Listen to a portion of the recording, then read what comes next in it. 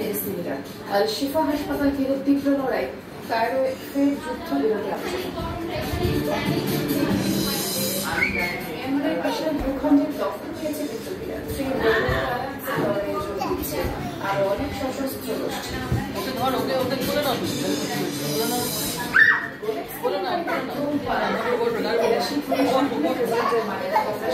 Hey baby, baby, come.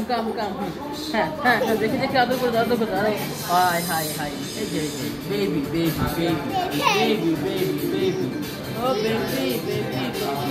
Okay. baby. এখানে দেখো এখানে হ্যাঁ এই যে ওকে baby.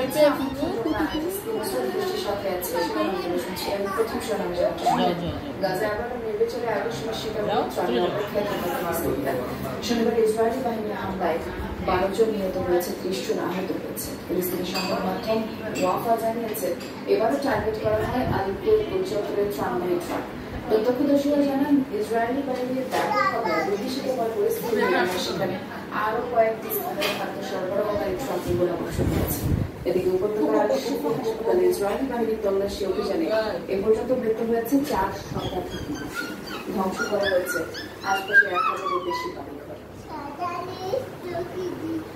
খাবারের আশায় আকাশের দিকে তাকিয়ে দিন কাটছে গাজাবাসীর। প্রতিটি মুহূর্ত চারমাকে বিমানের